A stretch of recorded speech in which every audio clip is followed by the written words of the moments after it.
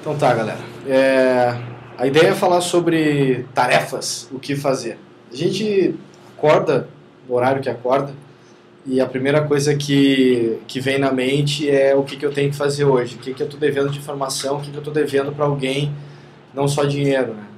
Então a gente começa a querer tentar priorizar de alguma forma, tentar entender o que fazer primeiro e por aí vai. Então eu quero questionar algumas coisas, fazer algumas reflexões aqui, mostrar uma técnica de como que a gente pode fazer para organizar as tarefas do dia a dia. Então a primeira questão é a gente ter uma visão de quais são as pendências. O que eu tenho, de que eu estou, né, quais coisas que eu estou devendo, o que eu tenho que fazer, o que eu gostaria de estar fazendo, o que é importante que eu faça e por aí vai. A gente começar a anotar essas coisas no jeito que achar relevante para anotar, seja num papel, num software, num arquivo texto, em algum lugar onde a gente consiga manter essas informações lá. Primeira dica aqui é não guardar isso na mente, então tentar manter histórico disso aí na cabeça, porque ela não foi feita para guardar, ela foi feita para pensar. Então, né, a gente pode usar outras ferramentas aí que podem nos ajudar a lembrar das coisas quando a gente precisar delas, tá? Então, ter uma visão clara de quais são as pendências. São pendências para quem? É muito diferente quando a gente tem uma tarefa que é nossa, que ela é para a gente executar, e quando é uma tarefa que tem alguém esperando por mim, alguém esperando que eu faça essa tarefa. Se tem essa configuração aí, eu tenho que ter muito claro quais são as expectativas dessa outra pessoa, das outras pessoas, para que justamente eu possa entender quando eu tenho que dar retorno, como que eu tenho que dar retorno, se eu não conseguir, em quanto tempo antes eu preciso avisar para que possa ser tomado algum plano B, plano C, por aí vai. Né? Então é importante detectar de quem são essas pendências.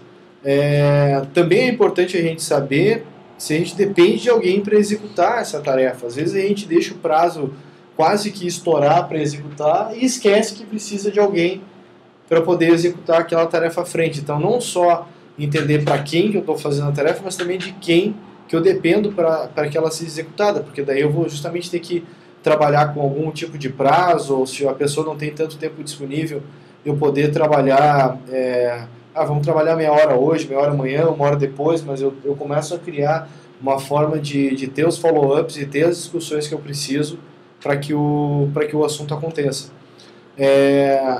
Em relação a prazo também, às vezes o prazo é uma coisa mais curta, é uma coisa mais longa, é importante que a gente consiga ter a visão de urgência, um senso de urgência. Como que eu posso trabalhar para conseguir entender, cara, isso aqui eu posso deixar para a semana que vem, essa daqui eu não posso deixar para a semana que vem, eu tenho que fazer hoje, eu tenho que fazer agora, vou parar tudo que eu estou fazendo para executar essa tarefa aqui. Então, a gente também construir essa visão, e porque vai ficar mais claro na hora que alguém está te pedindo uma tarefa, ou quando tu vai determinar uma meta, qual é a importância dele para ti, no sentido de, cara, isso aqui eu gostaria de executar essa semana, mas se não der, beleza. Mas vai chegar uma hora que, eu gostaria de executar essa semana, não vai ser mais gostaria, eu preciso executar essa semana, senão eu perco o prazo. E aí é uma escolha de perder ou não o prazo, se é possível de perder esse prazo, enfim, né? Então, se a gente começa a ter essa visão e ter algum tipo de planejamento em cima disso, até numa visão mais do que eu tenho que fazer no meu dia, na semana, no mês, ou o que eu tenho que fazer em algum momento da minha vida. Então, o cara criar alguma forma ali de ter uma espécie de uma timeline daquilo que ele considera que é relevante e tal. O resumo da história é, a gente tem que buscar um ritmo de entrega das coisas que a gente faz, né? Um ritmo de cadência de quando eu faço as coisas, por que eu faço as coisas, como que eu estou entregando essas coisas, né? Então não adianta nada, como eu já fiz e já vi gente me contando casos desses, de virar uma noite trabalhando, entregar 10 coisas e demorar mais 2 semanas para entregar 10 coisas de novo. Né? Então a gente tem que ter um ritmo de conseguir entregar as coisas de uma forma consistente e numa cadência em que a gente consiga tá entregando isso de uma forma constante. Todo dia eu estou entregando alguma coisa, todo dia eu faço uma tarefa. Então eu tenho sido bem pessimista em relação por exemplo, ao modo como eu monto o planejamento do meu dia, e eu penso assim, 3 coisas que eu tenho que executar. Talvez eu tenha tempo para fazer 10 naquele dia, mas eu penso assim, cara, se eu só puder fazer 3, quais serão elas? e aí eu vou atrás daquelas 3 ali que eu tenho que estar executando elas durante o meu dia. Né? E isso me permite ter pequenas vitórias durante o meu dia e me permite replanejar de uma forma mais frequente. Eu consigo olhar sempre o que eu tenho que fazer, rever se tem uma coisa nova que está entrando, que eu tenho que dar atenção, né? E por aí vai. Então são formas ali da gente conseguir olhar isso. Para aquela primeira pergunta minha, da gente saber o que a gente tem que fazer, uma técnica que ajuda muito nesse sentido é uma técnica chamada de Getting Things Done, o conceito do GTD. O GTD é uma técnica que foi criada por um cara chamado David Allen, é um livro muito famoso, é um livro que eu indico aí a leitura, e o ponto desse livro é a gente conseguir classificar tudo que a gente tem que fazer, naquela ideia de que a gente não tem que guardar informação na cabeça sobre coisas que eu tenho que fazer, ou lembrar de coisas que eu tenho que fazer, e tem que usar ferramentas para isso. Essa ferramenta é uma folha de papel e uma caneta, pode ser uma ferramenta. Basicamente, na ideia do David Allen, sendo bem rápido aqui na explicação, dá para aprofundar muito mais aqui em cada um desses tópicos, mas eu tenho algo para fazer. Eu vou colocar isso em algum contexto meu, em algum basket, uma cesta, né? Uma cesta de coisas que eu tenho que fazer. Mas são contextos que a gente vai criar. Eu vou colocar um contexto meu na porta da geladeira, vai ter uma lista lá com as coisas que eu tenho que comprar para casa. Eu vou colocar no carro uma lista das coisas que eu tenho que avisar o mecânico na revisão que eu vou fazer. Eu vou deixar uma outra lista em cima, do lado da TV, onde fica a pilha lá de DVDs, para eu poder anotar as coisas que eu quero assistir no final de semana, ou que eu quero comprar de DVD ou coisa parecida. Eu posso deixar uma outra lista no meu trabalho para as coisas que eu tenho que fazer das minhas tarefas do dia a dia e tal no meu trabalho. Eu vou deixar uma lista na minha mesa de casa para eu lembrar das tarefas que eu tenho que fazer quando eu estou em casa e por aí vai. O problema é que esses contextos eles vão ficando cada vez menos claros para a gente, né? Fora esses aí da geladeira, comprar as coisas de casa, que às vezes também não é tão claro quando tu toma a decisão de comprar algo, né? A gente está olhando na internet e lembrou de uma coisa para comprar no supermercado e a lista da geladeira está no maldita da geladeira de casa, não está na tua frente. Então, são várias questões que a gente começa a refletir e ver como atuar em cima disso, né? Mas, então a gente acaba tendo um dia muito mais dinâmico. A gente está no trabalho, resolve um assunto de casa, e está em casa e resolve um assunto do trabalho. A gente está perdendo um pouco essa visão, né, essa clareza sobre qual é o contexto atualmente onde eu estou. Né? Estou estudando, trabalhando, estou me divertindo, o que eu estou fazendo? Uma história até do ócio coletivo lá do conceito. Mas, tem uma coisa para fazer, conseguir classificar ela. A próxima pergunta é o seguinte: tá, mas esse negócio aqui, eu tenho que tomar alguma ação em cima disso? Né? E normalmente a gente tem que buscar e tentar ver se não é um não. Não é uma ação que eu tenho que tomar, então eu posso colocar isso num arquivo meu de coisas que eu quero olhar daqui a algum dia, uma referência, ou de repente pensar alguma forma de cadastrar coisas que um dia pode ser que eu olhe. E a dica que eu dou é não ter essa lista e jogar tudo direto no lixo, né? Se você lembrar disso de novo, vai no Google e acha de novo aquela informação, ela vai estar indexada de alguma forma, né?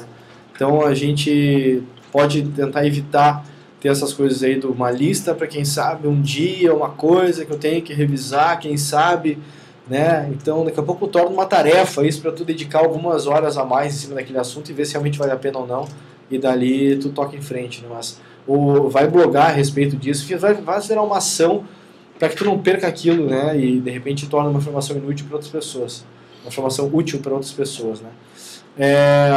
Dado que eu resolvi tomar uma ação em cima disso, aí eu posso tomar a decisão se eu vou fazer aquilo ali virar uma tarefa, se aquilo ali tem um contexto maior e vai virar um projeto, ou se daqui a pouco, cara, não é uma ação tão rápida de ser feita, eu vou delegar esse negócio para alguém, eu vou passar para alguém fazer, ou eu vou jogar isso mais para frente, vou colocar isso como uma agenda minha de calendário para tratar daquele assunto, ou então eu tomo a decisão de colocar isso num backlog meu, numa lista de coisas para eu fazer, né, num momento à frente. Eu ainda posso tomar a decisão, se eu entendo que é algo que é rápido de ser feito em menos de 2 minutos, eu posso tomar a decisão de fazer. Só que tomar a decisão para fazer, pode ser que ela não demore 2 minutos. Pagar uma conta, 2 minutos. Mas você vai entrar no site, daqui a pouco o leitor do código de barras lá do aplicativo do site não está funcionando direito, e aí tu vai usar a interface web, o cara te manda atualizar um componente de segurança lá do negócio, pronto, já foi os 2 minutos. Então a gente tem que pensar a respeito de realmente o que são 2 minutos.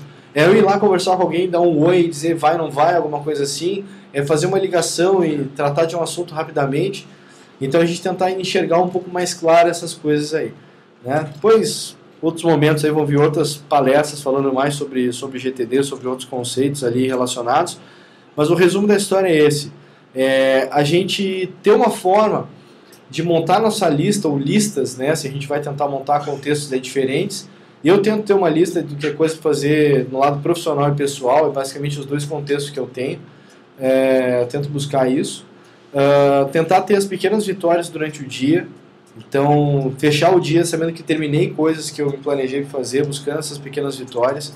Começar o dia pela tarefa de maior risco. Não deixe de fazer aquilo que tu não gosta, aquilo que é chato, aquilo que é ruim para fazer no final do dia. Faz logo, para poder livrar o teu dia, deixar ele mais tranquilo dali para frente.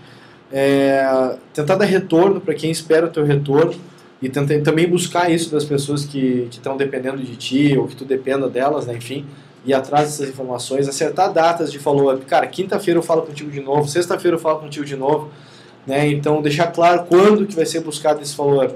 Senão fica aquela coisa, a cada 3 horas tu pergunta, e aí, terminou? E aí, terminou? E aí, terminou?